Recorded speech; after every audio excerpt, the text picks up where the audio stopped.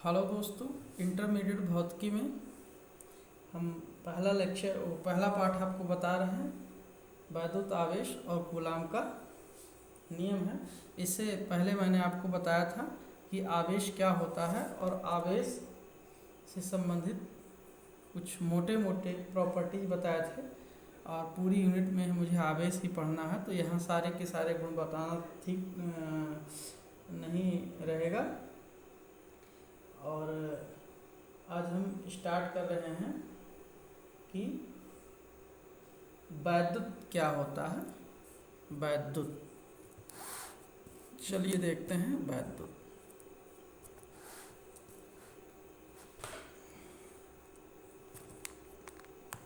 वैद्युत, इसको इंग्लिश में बोलते हैं इलेक्ट्रिसिटी।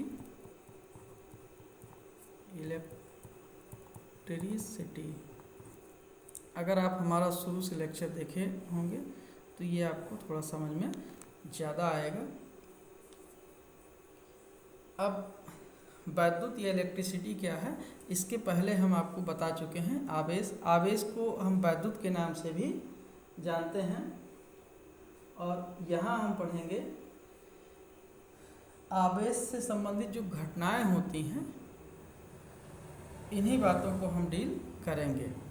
अब वैद्युत वाला चैप्टर किसके साथ डील करता है, किस नियम के साथ डील करता है, तो वो आपका आता है कूलाम नियम। कूलाम का नियम। कूलाम नियम क्या है? इसके पहले मैंने बताया कि आवेश दो प्रकार के होते हैं। एक होता है आपका धन आवेश, एक होता है ऋण आवेश। अगर इन्हें हम करीब में लाते हैं तो हमारे पास दो सिचुएशन होंगी, या तो धन धन आवेश होंगे या तो ऋण ऋण आवेश होंगे।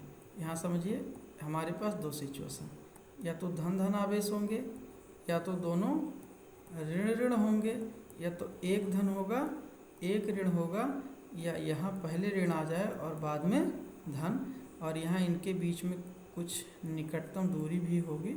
ऐसा तो है नहीं कि एक धरती पर रख देंगे और एक आसमान पे, तो निकटतम दूरी भी हम रख लेते हैं, ये देखिए। और तो मैंने बताया कि अगर सेम टाइप के हैं, धन धन है या ऋण ऋण है, तो इनके बीच में आपको प्रतिकर्षण बल देखने को मिलेगा।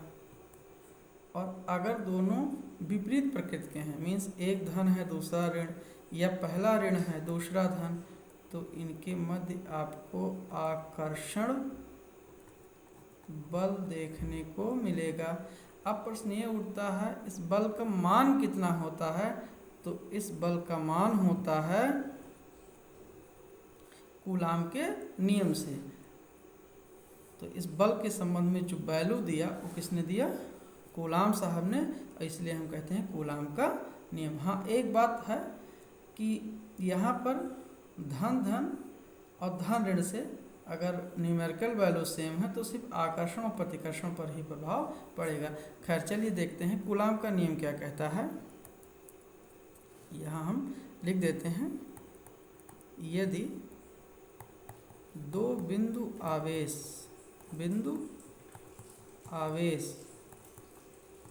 एक दूसरे से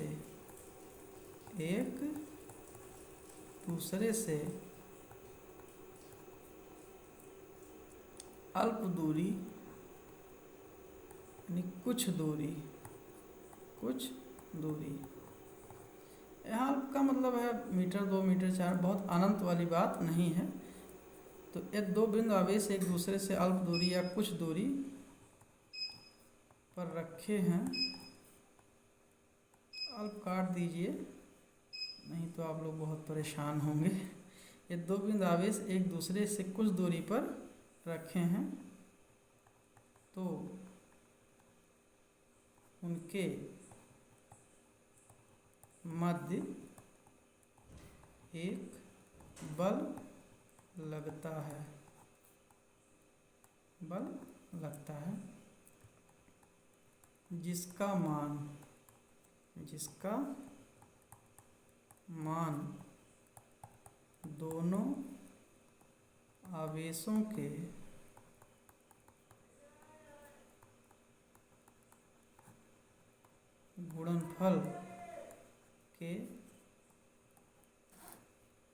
अनुक्रमानुपाती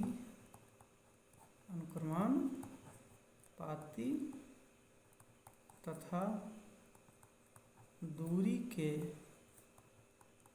वर्ग के व्युत्क्रमानुपाती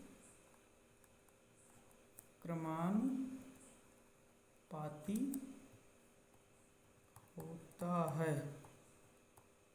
यानी शर्त रखी गई है कि दो बिंदु आवेश हैं, बिंदु आवेश का मतलब छोटे आवेश हैं, एक दूसरे से कुछ दूरी पर रखे गए हैं, तो उनके मध्य एक बल लगता है जिसका मान, अब मान पे आ जाते हैं, दोनों आवेशों के गुणनफल के अनुक्रमानुपाती तथा दूरी के वर्ग के व्युत्क्रमानुपाती होता है। सपोज करिए कि आपके पास एक चार्ज है Q1 और दूसरा चार्ज है Q2। हाँ, फिजिक्स की एक परंपरा है, जब भी हम इलेक्ट्रोस्टैटिक्स में चार्ज की बात करेंगे, अगर कुछ ना कहें तो इसका मतलब है कि दोनों पॉजिटिव चार्ज ही हैं। तो दोनों चार्ज एक दूसरे से r डिस्टेंस पे मेंटेन किए गए हैं, तो इनके मध्य जो फोर्स लगेगा वो दोनों आवेशों के मान के, पहले आवेश का मान Q1 और दूसरे आवेश का मान Q2, तो मान के गुणनफल के अनुक्रमानुपाती और दूरी के वर्ग के व्युत्क्रमानुपाती होता है। अब अगर हम दोनों नियमों को साथ साथ लिखें तो यह प्रोपोर्शनल हो जाएगा Q1 Q2 बटा r स्क्वायर के, और यहाँ पे अगर हम F को हटाएं तो हमें मिल जाता है 1/4 पाई एप्सिलॉन 0 Q1 Q2 बटा r स्क्वायर। यहाँ पर एक आप कैपिटल K लगा दीजिए, ये हो जाता है। अब नॉर्मली हम बात करते हैं वायु के लिए, तो वायु के लिए K का मान कितना होता है, 1 के बराबर, और जब K का मान 1 के बराबर हो जाएगा, यहाँ लिख देते हैं वायु के लिए, तो इस दशा में हमें क्या मिलेगा ये देख लेते हैं।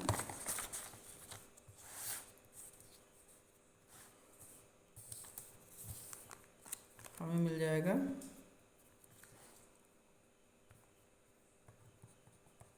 F = 1/4 pi epsilon 0 Q1 Q2 बटा r स्क्वायर। और आप अपनी जानकारी के लिए सुरक्षित रख लें, हमेशा काम आने वाला है, इसका मान 9 × 10⁹ होता है। बात करते हैं दिशा की, यानी बल एक सदिश राशि है, और सदिश राशि का जब डेफिनेशन है तो दिशा का होना भी जरूरी है। तो इसकी दिशा होती है दोनों आवेशों को मिलाने वाली रेखा के अनुदिश। मतलब यहाँ पे जब दोनों चार्ज पे बल लगेगा तो या तो ऐसे आएंगे सीधे, यहाँ ऐसे टकराएंगे, यहाँ पे ऐसे, या एक दूसरे से दोनों ऐसे सीधी रेखा में दूर हटेंगे। तो हम बल की जब दिशा लिखते हैं तो यही लिख देते हैं कि दोनों आवेशों को मिलाने वाली रेखा के अनुदिश। अगर आकर्षित करेंगे तो अंदर की ओर आएंगे, और प्रतिकर्षित करेंगे तो बाहर की ओर भागेंगे। और इस कूलाम के नियम पर हम अगला वीडियो बनाएंगे, उसे भी देखिएगा। और अगर वीडियो अच्छी लगती हो तो लाइक कर दीजिएगा। Thank you.